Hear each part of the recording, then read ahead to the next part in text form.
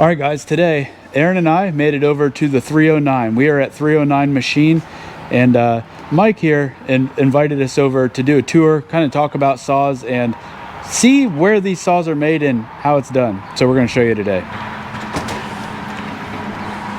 how's it going? Hey, what's going on, fellas?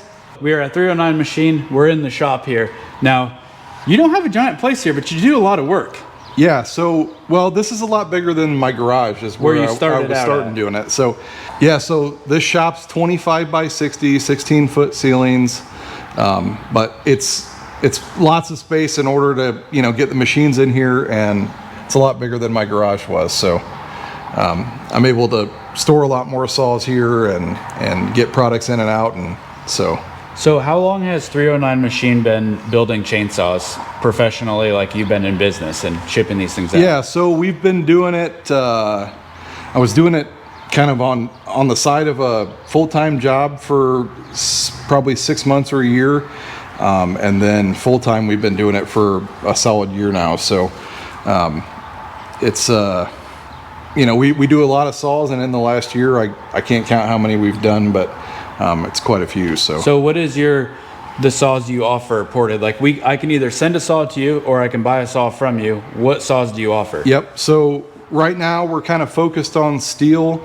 We may venture into Husky stuff or Echo stuff eventually, but we're doing 500s, 661s, 261, 462s, the 201 now, and then we do actually offer porting services on 461s. 461s. So okay. It's not a in production saw still, but we are set up to do a 461 too. And what are your lead times? Like if I was to ship you a saw and you receive it on Tuesday, what kind of lead times do you have? So I typically tell people it takes UPS longer than it takes me. So I like to say I'm in the business of porting saws and not storing saws. So if a saw comes in, typically I advertise a week, but it's days, a couple days typically. So, like you guys are only a state away, so it's 1 or 2 days of UPS. So you could send a saw on a Monday, I'd get it on Tuesday or Wednesday, port it, and you'd have it back by Friday or Saturday. I've had that happen personally to me. Yeah. So, From experience. So you're porting just a few saws, like 6 or whatever. What is your favorite one to port? My favorite saw probably to port is probably the 661, and it's just because it's bigger, it's easier to get down into the transfers on. I think I'm doing some kind of unique stuff. We run an end mill in the intake that makes a rough textured finish. So that's kind of a neat thing that we do, but I do a lot of 500s, probably more than anything else, but 661 is probably the most fun. So 500 is your most common saw that you sell, and then what's the next one? Well, honestly, it kind of goes back and forth, maybe depending on the season, but I sell a lot of 261s. That's a good firewood saw for guys. The price is more affordable maybe than a 500 is. But for stuff that goes out west, for timber fallers, a 500 or a 661 is by far the most common. So it doesn't sound like you do too many of my favorites, the 462. It kind of depends. Again, the 462 is a big, like wildland firefighter saw, but it's not as common as a 500. I think a lot of guys, hype or no hype or whatever, a 500 is what they want. Yeah. So I think a 462 is an awesome saw. You're going to save, $300-400, but I don't know. It's not a 500. Yeah, it's not a 500, and that's kind of what guys go for. So real quick, you brought up the 261s. One thing I think is really cool that you're doing, and you have right here. What do you got? Nobody else does it. If you want one, you have to talk to this guy. Yeah. So we build, and actually, kind of one of the first products that I did, and even before I really got big into the porting was. I make a 261 3/4 wrap handle. So I had bought a 261. I thought, man, this would be cool. I had a CNC machine, so I thought, well, shoot, I'll just draw one up and make one. So we make a lot of these, and I think it's a pretty neat product. And because nobody else offers it. Nobody else offers it. And I've seen some guys try to cobble a 362 handle onto one, but what's cool about this too is if you have a 261, you're getting a real aluminum handle. You Yeah. don't have the plastic stuff. it's all anymore. metal. That's cool. Yep. And, And, then it uses all the factory AV springs and everything. So and you're using a wrap off an 881, yeah, so that hose is actual real rubber. real rubber hose from Nice stuff. steel.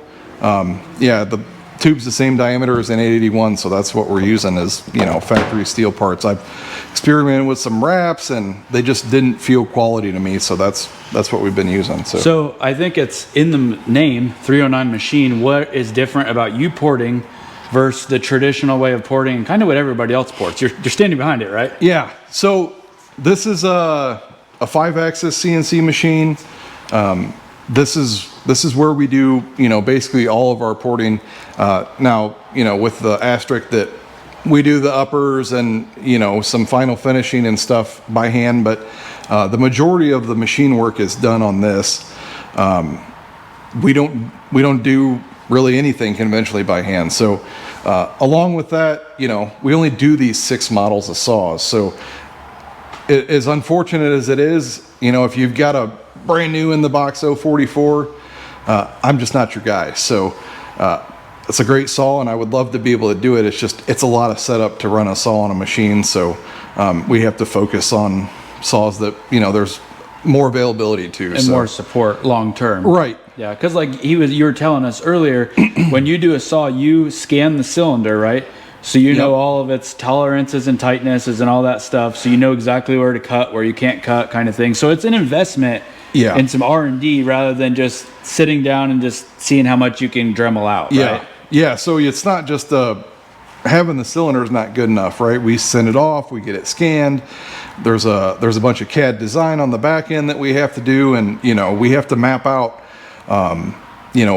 Luckily this machine does only what I tell it to do, but you have to tell it exactly what you want it to do. So, if I want the exhaust port cut this shape, I have to draw that, and we have to, the machine will cut it exactly what I want, but we have to know what we want it to do. So, which is nice because between me and Aaron, we've got 3500s. They all run the exact same because you did everything the exact same on them. It's like a repeatable process. Yeah, that's right. And I've said this before or told people this before, but if you bought a saw 6 months ago and you ordered a cylinder today, I could give you the one on the bench that's right there.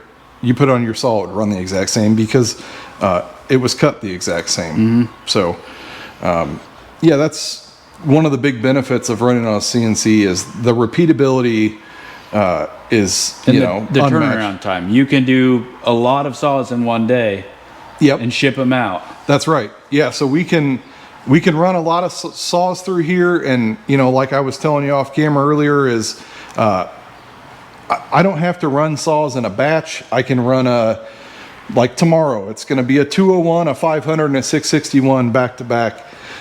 It doesn't matter because all I need to do is run a different program. I don't need to set a mandrel up specific for a bore or whatever. So Mike, so with porting chainsaws, like why would somebody actually want to port a chainsaw? Because everybody says I've had this chainsaw for 10 years. It's good enough for me. Like why would we port a chainsaw? Well, there's kind of 2 ways, I guess, or 2 ways I would answer that. One is, if you can have more power, you want more power. The real sales pitch that I give, at least to the professional that's using these, and again, I'm not 100% focused on timber fallers, but they're just they're a big part of my customer business, and you can basically run a lighter saw and have more power, right? So if you've ever had to carry a 661 up and down a hill all day, they're heavy, and that's where the 500 really shines. But if you can run a 32 on a 462 that maybe you wouldn't typically run a 32 on a 462, so you're able to run that maybe one class lower size saw and get the same power out of it. Yeah. So that's where the real sales pitch. Like a 261, I sell a lot of those to a guy that maybe his shoulders are banged up or whatever from the years, and he can't carry even a 500 today comfortably. So if you can get maybe a 60 or 70 cc class power out of a 50 cc saw that weighs 12 pounds, it's a great kind of option for guys. So Yeah. So as far as like people say, I don't want a ported saw because it's not going to last as long. What's the reliability? It's going to blow up. Like, what do you have? Like, what is your, if somebody's asking you that, the customer calls in, what are you telling them? Yeah. So you're not necessarily changing the way the saw operates, right? And as long as you do things like, use port shapes that aren't too aggressive, and you do your chamfering well, you're not going to decrease the reliability of the saw. I've got saws with hundreds of hours on them, and that get ran every day by professionals. That's right. There's lots of followers that are running that saw 6 hours a day, every day, probably 320 days a year, and they're not having problems. And typically what happens is the saw gets smashed before the cylinder ever wears out. And that's where I get a lot of comments on my videos with my ported chainsaw stuff. People are like, well, how long is it going to last? It's like, guys, well, we cut firewood. And most everybody that watches my channel is a firewood cutter. We're not professionals. Yeah. There's guys that go run these all day, every day, 7 days a week, and they're fine. Yep. They're not breaking. Like you said, most of the time, you're busting something major, a handle, or you're smashing the saw, something else before you're wearing the saw out. Yeah, typically that's what I've seen happen. Yeah. I think if you ask most porters, what we're doing on a saw today isn't a whole lot different than maybe even what steel was doing in the 80s or 90s. Those saws back then ran really well, and they don't need a ton of work. It's just for emissions reasons or whatever, right? These saws are kind of choked up, and what we're doing is really just helping that saw breathe a lot better, right? It's an air pump. Making it get more air in and more fuel in and getting it out quicker. That's right. Yeah. Yep. So, there's nothing crazy. You shouldn't, if you have a saw burned down, it's because the workmanship, maybe suffered, and you got to be careful around your plating and stuff like that. But, if you use a good reputable porter, you shouldn't have any reliability issues. The saw should run as long as it would have otherwise. So yeah, correct. So Mike, like, this is your shipping and receiving area here? Yeah. So this is where my my one employee that unfortunately I can't fire typically works. So my wife comes in and helps me pack saws up and ship stuff out. So and you have all your boxing up here, and then is this the paper? No. So I have this packing. This kind of machine right that makes This was like one of the things I'm most impressed by you, of how you pack. Of like, you take pride in it. It's so professional. When you get the saw, you're like, dang. Yeah. Well, this guy cares about what he's doing. But this stuff, like, you put it all around the box. Yeah, they're expensive. Yeah. A box shows up on your doorstep from us. I know they're not cheap, but I try to do my best to make sure that it gets to the customer, without being banged up or whatever. But we've got, we have some of these made that have our logo and stuff on them. So if you buy something little or whatever, but I think it's just one of those things that, the customer's first interaction with at least our brand is, the packaging. So, so you also are a West Coast saw dealer? Yep. So any of the saws that come in here or that you sell, send out, whatever, you can fully like customize, like send them out with a bark box or air filter, dogs. Yeah. So, Gordy's been an awesome, kind of partner with us. And so we carry, basically everything that he offers for the saws that we do. And, kind of one of the neat things that we're able to offer guys is I sell the parts for the same price that Gordy does. If you buy a part when you order a saw, it comes installed on the saw. So if you ordered a tricked out saw with a clutch cover and dogs and bark box and all that stuff. The basics. Yeah. You open the box up. All you got to do is put gas and oil in that thing and put a bar and chain on it, and you're ready to go. You don't have to install any of this stuff yourself.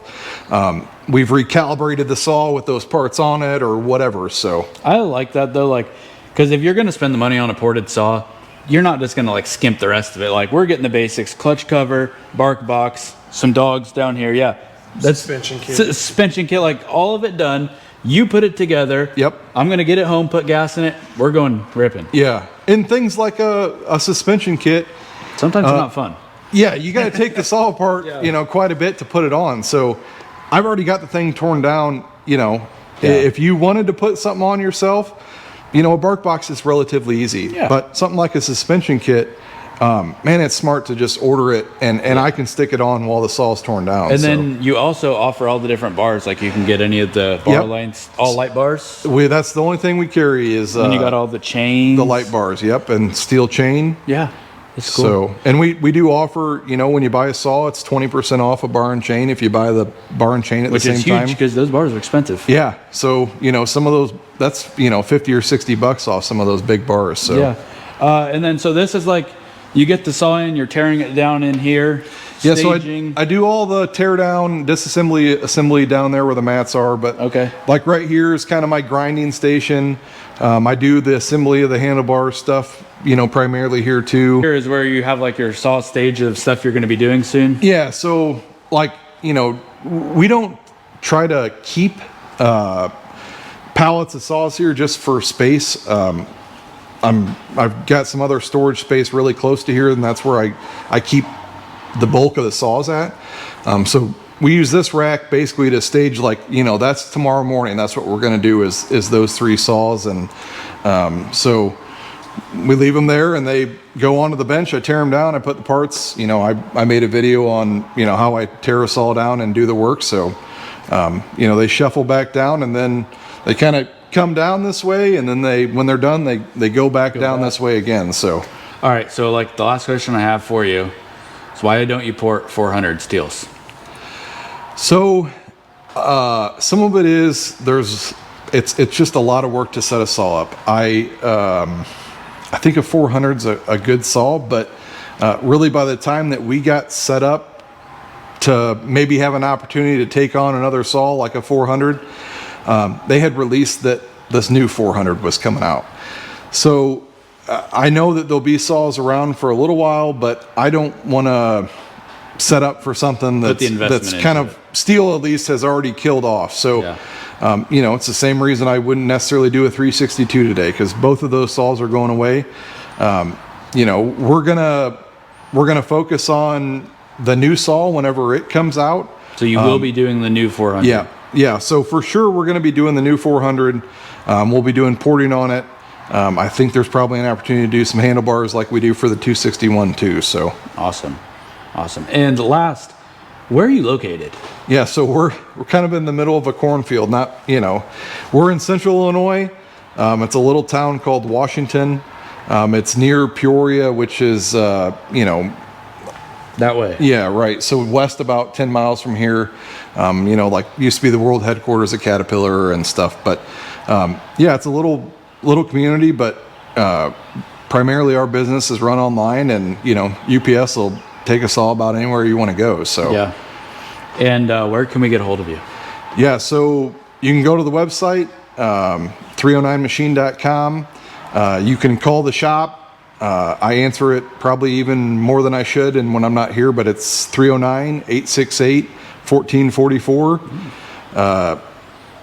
You know, if people haven't discovered it yet, 309 is the area code here. Yes. So that's just like your 765 guys. 309 is the area code of where we're at. So Awesome.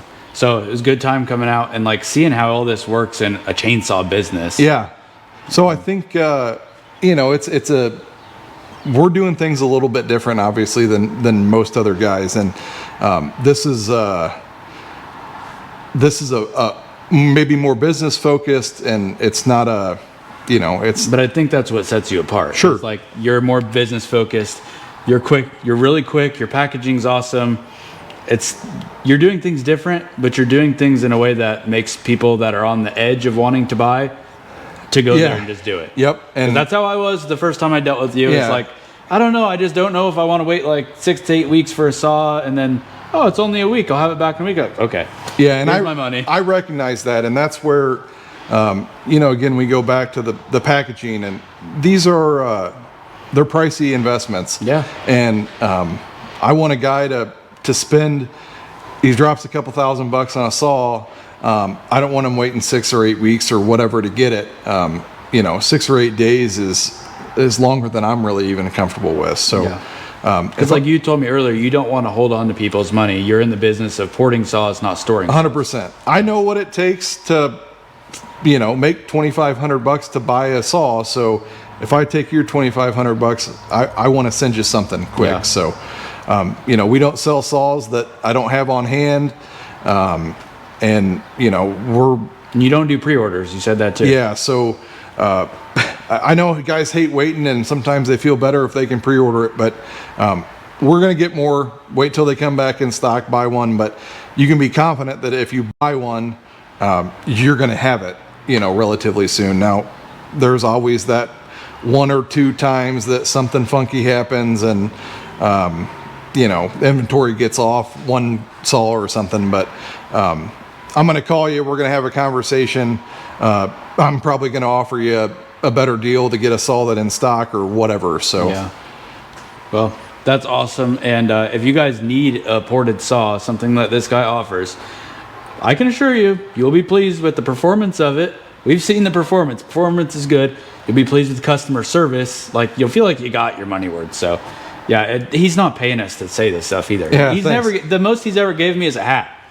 Yeah. Actually, we paid him. Yeah, he gave me a hat and he gave me this sprocket. That's it. yeah. So yeah, we just came over here today because he's like 2.5 hours from us, and it's a rainy Sunday. It doesn't look rainy, but it rained last night. Well, it was raining this morning. It was raining this morning. Didn't have anything else to do. Figured we'd come over, see him, and see how everything works. So Cool. Well, I appreciate you guys coming over. Yeah, it was a good time. It was awesome meeting you guys, and at least I can put a face with the name now. And so, yeah, likewise. And Aaron's a good cameraman.